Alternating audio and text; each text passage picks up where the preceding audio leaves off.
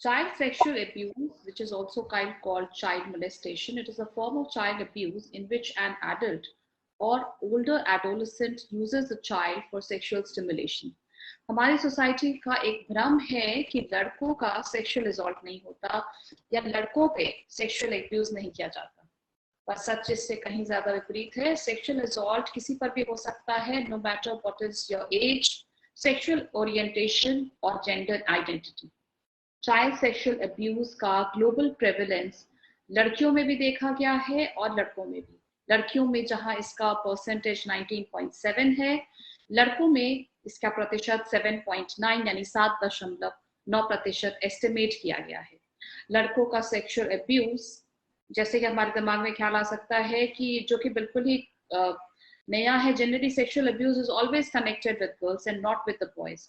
Now, who are those who are actually sexual abusing boys और लड़के को sexual abuse कौन कर रहे होते हैं? तो straight और gay men, even women sometimes sexually abuse boys. India की टोटल पॉपुलेशन का 40% बच्चे हैं, लेकिन एक स्टडी के अनुसार बच्चों के लिए असुरक्षित देशों की श्रृंखला में इंडिया यानी भारत, हमारा देश 6 नंबर पर आता है। इन 2007 ministry of women and child welfare supported by United Nations Children's Fund conducted a study to understand the magnitude of child abuse in India. They found that 53.22% children were they had some sort of abuse and sometimes in their childhood, यानी करीब 53.22% बच्चे में से एक या एक से अधिक प्रकार के जो बच्चे थे वो चाइल्ड अब्यूज से गुजरे थे।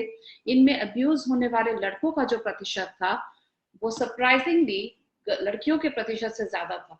लड़कों का प्रतिशत जहां 52.94% था, लड़कियों का 47.06% था।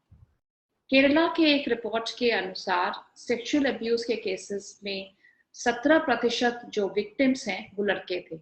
And this study also states that boys did not open up about their plight due to various reasons, जिसमें स्टिग्मेटाइजेशन एक बहुत बड़ा इंपॉर्टेंट रीजन है, और साथ ही साथ भरोसे का ना हो पाना यानी lack of trust on parents, on counsellors, on teachers is also plays a major role. इसके बारे में ही आज हमारा बिंदास बोल का ये एपिसोड है। जैसा कि आप जानते हैं, मेडी सर्कल बिंदास बोल लेकर के आता है हर गुरुवार यानी हर बृहस्पतिवार, हर थर्सडे शाम के 6 बजे, जिसमें हम अपने एक्सपर्ट से सोसाइटी के इन्हीं प्रेवलेंट इश्यूज के बारे में बात करते हैं। आज हमारे एक्सपर्ट्स हैं डॉक्टर कुमार कामरे और शमीम देशमुख जी, इनसे हम आज बातें करेंगे। हेलो, मैं हूं स्मिता कुमार, मैं आपकी होस्ट हूं मेडी सर्कल पे, and we are trying to let's end this silence on the abuse of the male child. हमारे साथ जो पैनलिस्ट शामिल हैं उसमें डॉक्टर कुमार हैं। डॉक्टर कुमार कामरे एक प्रोफेशनल सेक्सोलॉजिस्ट है और साथ ही साथ एक एडिक्शन स्पेशलिस्ट भी हैं। शमीम देशमुख जी एक क्लिनिकल एंड काउंसलिंग साइकोलॉजिस्ट है और साथ ही साथ एक हिप्नोथेरेपिस्ट भी हैं। करीब 17 सालों का एक्सपीरियंस है। वो फाउंडर और डायरेक्टर हैं ऊर्जा काउंसलिंग सेंटर मुंबई में। Hello doctor Kumar and hello Shamim, welcome to Medi Circles Bindaas Bol. Hello.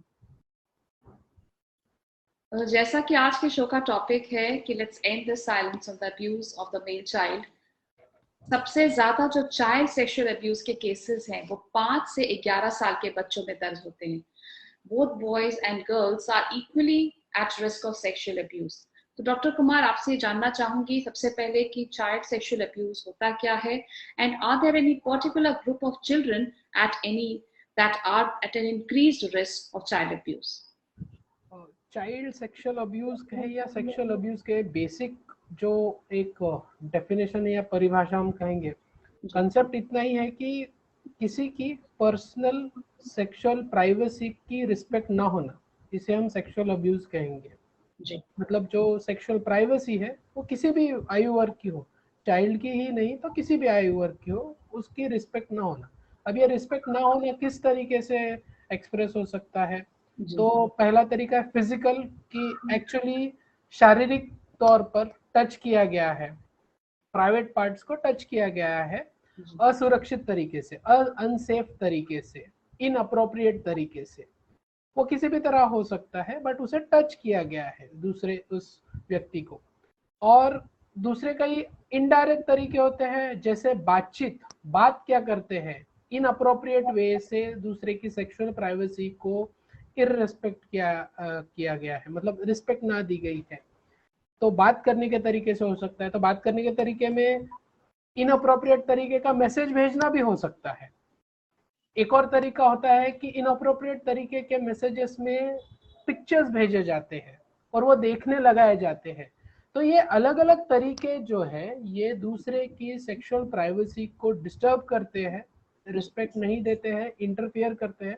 और इसके वजह से जिसके तरफ ये काम किया जाता है, जिसके दीज एक्ट्स जिसके तरफ डायरेक्टेड होते हैं, उस व्यक्ति को इससे नेगेटिव इम्पैक्ट फील होता है।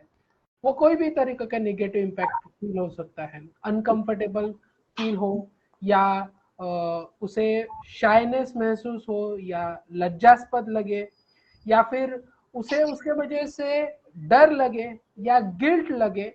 तो इस तरीके का ये जो टोटल सिनारियो है इसे हम सेक्सुअल अब्यूज कहेंगे, और ये बच्चे के साथ हो रहा है तो इसे हम चाइल्ड सेक्सुअल अब्यूज कहेंगे। अब जब हम चाइल्ड सेक्सुअल अब्यूज का एक छोटा सा ये जो डिस्क्रिप्शन हमने सुना, तो आपका जो अगला पार्ट आता है कि कौन से बच्चे ज्यादा वेलनरेबल है। तो आपने जो एज ग्रुप कहा, जी हाँ, वो age group again up to adolescent all are vulnerable. But सबसे इंपॉर्टेंट, जिन बच्चों के माता पिता का पर्याप्त समय नहीं दे पा रहे अपने बच्चों के लिए, वो सबसे ज्यादा वल्नरेबल है। मतलब फादर या मदर को पता नहीं है कि दोपहर को मेरा बच्चा कहाँ है, किसके साथ है, किस कंपनी में है, उसके साथ के लोग कौन है, क्या वो मेरे पहचान के लोग है या नहीं है। ऐसी सिचुएशन जो है, ऐसी सिचुएशन में जो बच्चे हैं वो वल्नरेबल है, उन्हें ज्यादा हम वल्नरेबल कहेंगे। सिचुएशंस कैसे भी हो सकती है, जैसे बच्चा किसी और के घर पे नाइट आउट के लिए चला गया है, लेकिन हमें पता नहीं है वो किसके घर पे गया है, या वहां पे जो अडल्ट है वो कौन है, उनसे हमारी बातचीत हुई है क्या, क्या वो हमारे जान पहचान के हैं क्या, उनकी क्या मतलब बैकग्राउंड है। ये एक सिनारियो हो गया, एक सिचुएशन हो गया। तो ऐसे जो कोई भी वल्नरेबल सिचुएशंस है अलग अलग हो सकती है। जैसे टैलेंट हंट के लिए किसी जगह पे हम जा रहे हैं, बच्चा चला गया अकेले, पता नहीं किस जगह पे क्या है, कोई ट्रेसेस नहीं है, कनेक्टिविटी नहीं है। तो ऐसे सिचुएशंस जो है वल्नरेबिलिटी बढ़ जाती है। ये वल्नरेबिलिटी अलग अलग और भी सिचुएशंस में हो सकती है कि भाई मम्मी पापा काम पर है और बच्चा अकेला है और घर में कोई काम करने वाला है जिसके बारे में हमें पता नहीं है, ये भी एक वल्नरेबल सिचुएशन हो जाती है। बच्चा स्कूल में जा रहा है, बस में आना जाना करता है, लेकिन बस के जो कंडक्टर है या ड्राइवर है, ये एक वल्नरेबल सिचुएशन हो जाती है। तो सिचुएशन कोई भी वल्नरेबल हो सकती है। बेसलाइन वही होता है कि क्या माता पिता को पता है हमारा बच्चा इन वल्नरेबल सिचुएशन में जा सकता है, और अगर जा सकता है तो हम क्या स्टेप ले रहे हैं as a parent in vulnerable situations में अपने बच्चे को अवेयर करने के लिए। और शमीम जी, जैसा कि डॉक्टर कुमार कामले ने बहुत अच्छे से समझाया कि कौन से बच्चे वल्नरेबल कंडीशंस में होते हैं, लेकिन कई बार ऐसा भी देखा गया है कि ये कई बार क्लोज रिलेटिव्स भी होते हैं, नेबर्स भी होते हैं जिन्हें आप जान रहे होते हैं, लेकिन उनका जो ये एस्पेक्ट है शायद आपको नहीं पता होता है। इस केसेस में भी बच्चे काफी हद तक चाइल्ड अब्यूज झेल रहे होते हैं। So my question to you is, who are the perpetrators of sexual assault against men and boys, especially men and boys, and male child abuse के बाद खासकर किन तरह के साइकोलॉजिकल प्रॉब्लम से ये बच्चे गुजरते हैं? श्योर। सो जैसे कि डॉक्टर कुमार ने बताया कि ये जो बच्चे इस एज के होते हैं और वल्नरेबिलिटी की जो अलग अलग परिस्थितियां बताई, वैसे ही ये ज्यादा से ज्यादा इंसेस्ट होता है। इंसेस्ट यानी कि घर के अंदर ही, यानी कोई मामा होता है, कोई चाचा होता है, कोई बड़ा भाई होता है, कोई कजिन होता है। जो ऐसा बच्चा है, जैसे कि डॉक्टर साहब ने बताया कि जो बच्चा थोड़ा वल्नरेबल है, जिसके पेरेंट्स ज्यादा ध्यान नहीं दे रहे हैं, और बच्चा दिखने में बहुत क्यूट है, उसको क्यूट क्यूट कह के ऐसे गाल पे चिमटी भी निकालते हैं लोग, उसको भी, वो भी बच्चों को पसंद नहीं आता है। That also can go as abuse. फिर witnessing abuse also can go as abuse, के देख मतलब किसी का हो रहा है शोषण और मैं देख रही हूँ, तो दैट ऑल्सो इज अब्यूज। और जो परपेट्रेटर्स आप बोल रहे हो, तो वो परपेट्रेटर्स घर में ही होते हैं ज्यादा करके। जी जैसे कि मैंने रिश्तेदार बोले, या फिर घर के अपने जो काम करने वाले मेड सर्वेंट्स हैं, जो मेल मेल है या फीमेल है। मेरे पास ऐसे भी केसेस आए हैं, जैसे आपने शुरुआत में कहा कि जी male is getting abused by a female. So जी ऐसा भी होता है, ऐसा भी होता है। और फिर ट्रस्ट की प्रॉब्लम होती है साइकोलॉजिकली। वो बच्चा जब बड़ा होता है तो वो फ्रूटफुल रिलेशनशिप्स नहीं बना पाता है। कोशिश करता है लेकिन हो नहीं पाता उससे। सेल्फ एस्टीम हमेशा लो रहती है, गिल्ट रहता है। और जी सबसे वर्स्ट जो होता है कि जो बच्चे थोड़ी हिम्मत जुटा के अपने माँ बाप को बताते हैं, उनको डिसमिस कर दिया जाता है। या तो जी ये कहा जाता है तुम चुप रहो, तुम्हारे चाचा है, तुम चुप रहो, तुम्हारा बड़ा भाई है। और या तो ये कहा जाता है कि तुम झूठ बोल रहे हो, ऐसा हो ही नहीं सकता है। तो वो जो बड़ा घाव होता है, वो एक सेल्फ एस्टीम पे एक लकीर की तरह होता है, जो जैसे कि एक मतलब स्किन पे टैटू कैसे होता है, वैसे वो गुद जाता है। जी। सो और एक और सवाल इसी से रिलेटेड पूछना चाहूंगी जमीन जी कि कई बार ऐसे बच्चों में सिम्टम्स जो होते हैं देखे जाते हैं, जो माँ बाप होते हैं जो थोड़े डिटैच हो सकते हैं या अपने बिजी शेड्यूल्स की वजह से, ऐसे क्या वार्निंग सिग्नल्स है जो उन्हें देखने चाहिए, उन्हें हमेशा गौर करने चाहिए, जो ये बता रहे हो कि उनके बच्चे हो सकता है कि चाइल्ड अब्यूज के शिकार हो रहे हो या डे टू डे बेसिस पे कहीं ना कहीं अनप्रोटेक्टेड फील कर रहे हो? हाँ। सो जैसे कि बच्चा कभी कभी डिसइंटरेस्टेड लगता है हर चीज में, खोया खोया सा रहता है, डरा सहमा सा रहता है, और किसी बात में उसका मन नहीं लगता है, शायद पढ़ाई के स्कोर्स नीचे चले गए हैं। ये छोटे बच्चों में होता है। और बड़े बच्चे थोड़े एडिक्शन की तरफ निकल जाते हैं, कभी कभी ड्रग अब्यूज हो जाता है, क्योंकि वो उनको नम करना चाहते हैं कि ये जो फीलिंग है, जो अंदर एक जो तनाव बना हुआ है, वो तनाव को नम करने के लिए फिर या तो अल्कोहल में निकल जाते हैं या तो फिर ड्रग अब्यूज में निकल जाते हैं। तो माता पिता ने ये देखना चाहिए कि उनके फ्रेंड्स कौन है, ये बच्चा गुमसुम क्यों हो गया है, या इसके पढ़ाई के मार्क्स क्यों कम आ रहे हैं। ना कि उसको फटकारना चाहिए और कहना चाहिए कि तुम ये नहीं कर रहे हो, तुम वो नहीं कर रहे हो। तो we are adding fuel to fire, बिल्कुल। you know. Yeah. According to a research, 40% of gay men and 47% of bisexual men have experienced sexual violence other than rape compared to 21% of straight men. और शमीम जी आपसे पूछना चाहूंगी कि क्या assault के जो है सेक्सुअल असॉल्ट वो सेक्सुअल ओरिएंटेशन को अफेक्ट करता है? कभी कभी करता है, क्योंकि क्या होता है, किसी भी तरह का सेक्सुअल टच जो होता है वो कभी कभी ऐसा होता है कि you fall in love with the perpetrator, in the sense that you start loving that person and that touch. क्योंकि घर में मुझे वो सब कुछ नहीं मिलता है जो ये परपेट्रेटर मुझे दे रहा है। दुख बिल्कुल। पेन हो रहा है, अच्छा नहीं लग रहा है, पर ठीक है, मुझे अटेंशन मिल रहा है। और जी उसकी वजह से कभी कभी बच्चे बहक जाते हैं, और हो सकता है कि वो बाय या यू नो बाकी तो थोड़ा ओरिएंटेशन उनका अपना ही होता है। पर हाँ। डॉक्टर कुमार, हम जैसे मेल चाइल्ड सर्वाइवर्स के बारे में बात कर रहे हैं, इसमें कई सारे ऐसे भी बच्चे हैं जो इन अब्यूज से फेस किया है उन्होंने और फिर वो खुद से बाहर आने की कोशिश कर रहे हैं। कई बार इसमें माँ बाप का साथ नहीं मिलता।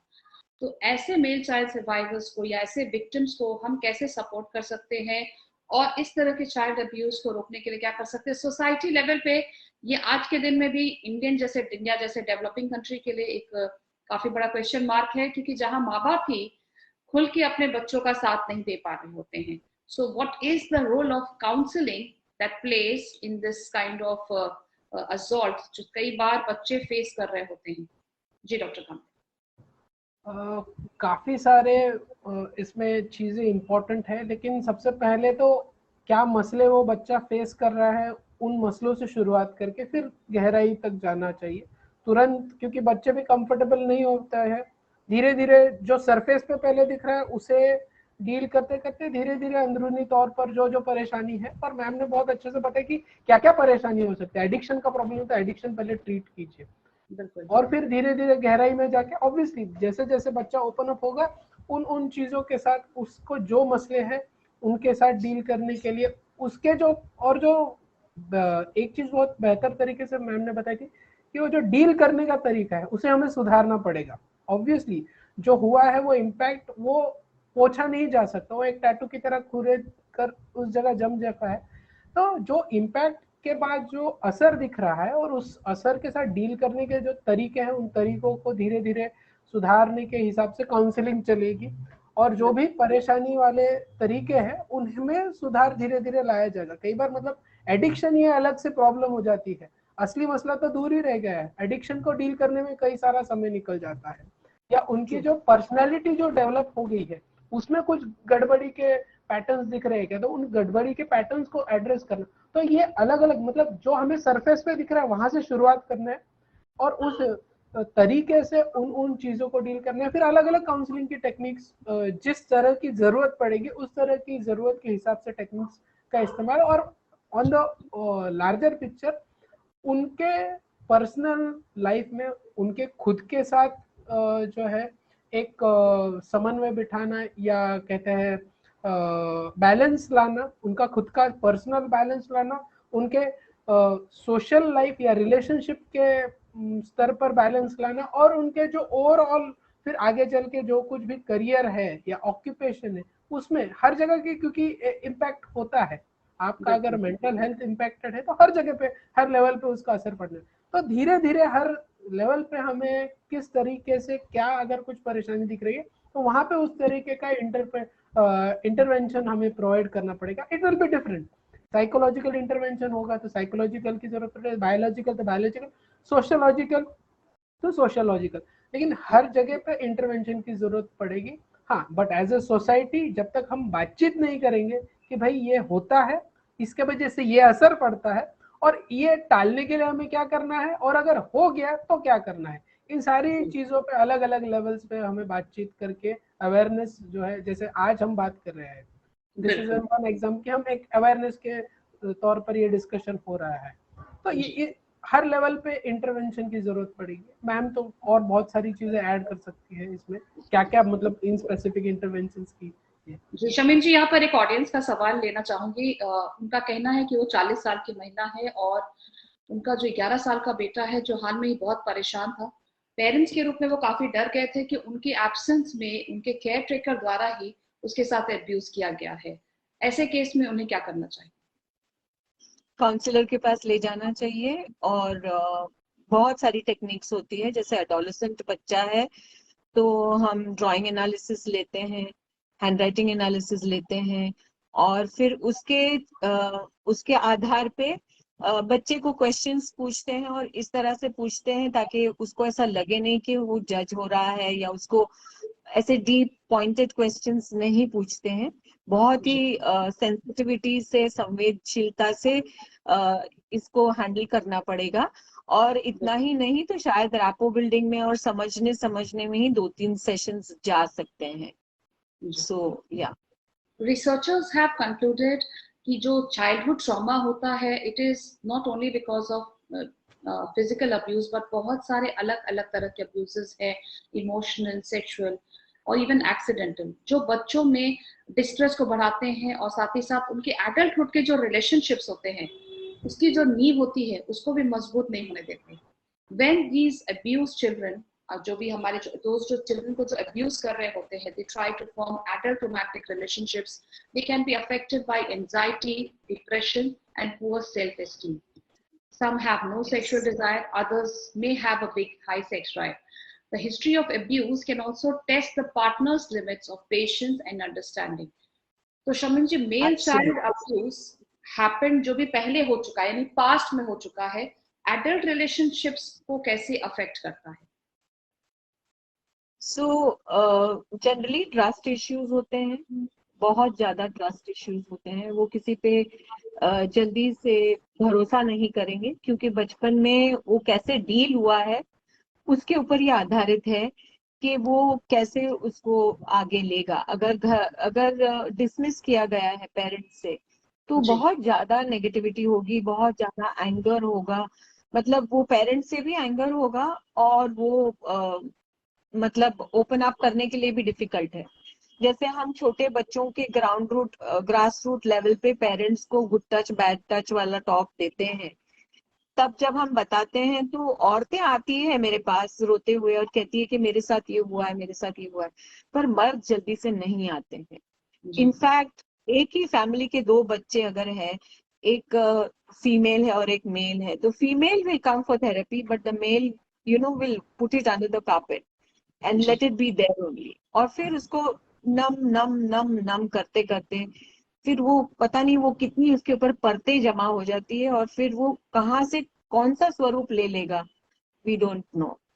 सो यस, तो चलते चलते बचपन में अगर इसको आखिरी अच्छे से क्वेश्चन। ये सॉरी हाँ, जी बचपन जी में जी हाँ नहीं आप बोलिए। चलते चलते एक आखिरी सवाल शामिल करना चाहूंगी कि जिस तरह से ये बहुत सरप्राइजिंग लगता है बहुत सारे लोगों को कि जो फीमेल्स होती हैं वही सेक्सुअली अब्यूज की जाती हैं, लड़के नहीं करते हैं। और जैसा कि शमीम जी ने बहुत ही सही तरीके से समझाने की कोशिश की कि कई बार जो बॉयज होते हैं वो खुल के काउंसलिंग के लिए या सेशंस के लिए नहीं आते और साथ ही साथ इसे छिपाने की कोशिश करते हैं, इसके ऊपर पर्दा डालने की कोशिश करते हैं और इस तरह प्रिटेंड करते हैं कि उनके साथ कुछ भी नहीं हुआ है, जो कि और खतरनाक है। आगे जाके इसके कई तरह के नेगेटिव रिपरकशंस हो सकते हैं।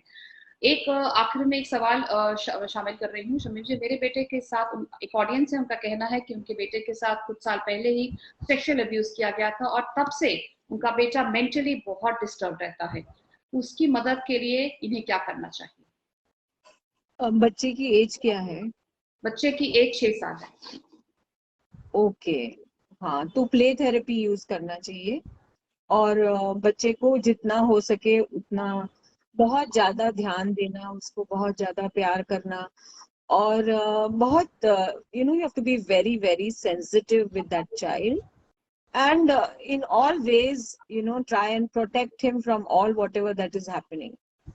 और play therapy is the medium. अगर बच्चा 8 साल के नीचे है तो हम प्ले थेरेपी करते हैं। जी। और जैसा कि हमने डिस्कस किया, हमारे आज के एपिसोड का टॉपिक ही ये था कि let's end the silence on the abuse of the male child.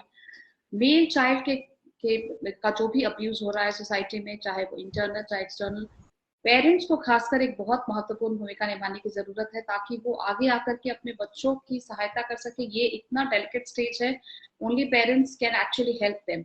आप उन्हें बिल्कुल ही अपने काउंसलर्स के पास ले जाए और ये जो एक प्रॉब्लम है इसे प्रॉब्लम की तरह ही डील करें, इसके सोल्यूशन को खोजने की कोशिश करें, न कि इसे डिसमिस करने की कोशिश करें, जिसके आगे जाकर के और कई सारे दुष्परिणाम होते हैं। वो बच्चा दूसरे रिलेशनशिप्स को एंजॉय नहीं कर पाता, एक कभी भी मजबूत रिलेशनशिप नहीं बना पाता और अंदर से जो उसका व्यक्तित्व होता है, पर्सनालिटी होती है, वो भी कभी भी पूरी तरह से डेवलप नहीं हो पाती है। डॉक्टर कुमार कामड़े, आपका क्या मैसेज है ऑडियंस के लिए? इसमें मैं जैसे आपने अभी तक तो डिस्कशन ऑलमोस्ट सारी चीज़ों का कवर कर चुका है कि क्यों ज़रूरी है, क्या ज़रूरी है। बस एक और थोड़ी सी जानकारी एज अ पेरेंट्स भी होना चाहिए। पॉक्सो एक्ट जो है ये लीगल एंगल बन जाता है जब भी चाइल्ड अब्यूज की बात आ जाती है। तो prevention of child sexual offence इसका फुल फॉर्म है। इसके बारे में may be there will be another day to discuss, it's a very big topic, but इसकी जानकारी भी होनी चाहिए। जब कभी चाइल्ड सेक्सुअल अब्यूज के बारे में बातचीत होती है तो माता पिता को भी पता होना चाहिए। और अगेन जैसे बाकी लॉज के बारे में हमें थोड़ी बहुत जानकारी होती है, इसके बारे में भी एक रूटीन में चर्चा होनी चाहिए कि अरे भाई ऐसा अगर होता है तो क्या होता है। तो that will be the takeaway message कि भाई ये भी एक बहुत इंपॉर्टेंट एस्पेक्ट है चाइल्ड सेक्सुअल अब्यूज का। शमीम जी, जैसा कि आप एक क्लिनिकल साइकोलॉजिस्ट है, आपने कई तरह के ऐसे केसेस सॉल्व किए होंगे, ऐसे केसेस में आपका एक्सपीरियंस रहा है जहाँ पे male child are getting sexually abused. Society के में ऐसा ना हो, हम इसके तरफ एक ऐसा अप्रोच लें, बिल्कुल ही सख्त अप्रोच लें, ऐसे जो भी परपेट्रेटर्स है उन्हें रोकने की कोशिश करें, चाहे वो फैमिली से हो या चाहे वो फैमिली के बाहर हो। आपका क्या मैसेज है? मुश्किल बात यह है कि अब्यूजर जो होता है ना वो खुद भी अब्यूज्ड होता है। So that is the whole thing. कभी कभी यही होता है, मोस्ट ऑफ द टाइम अगर स्टेटिस्टिक्स को देखा जाए तो जो अब्यूजर होता है वो खुद अब्यूज्ड होता है, उसको भी वही समझ आता है और कुछ नहीं समझ आता है। जी तो जी एट ऑल टाइम्स हमारा जो 0 to 8 या मैं तो कहूंगी कि अप टू एडोलेसेंट एज बच्चों के ऊपर कड़ी निगरानी रखना, उनके मेंटल हेल्थ मतलब मेंटल वेलबींग का ख्याल रखना कि जी बच्चा ठीक है कि नहीं, बराबर मार्क्स आ रहे हैं, खुश रहना, चुप तो नहीं हो गया है, खामोश तो नहीं हो गया है, कैसे चल रहा है उसका, उससे बातचीत करना ताकि वो मतलब खुल के अपने को बता सके।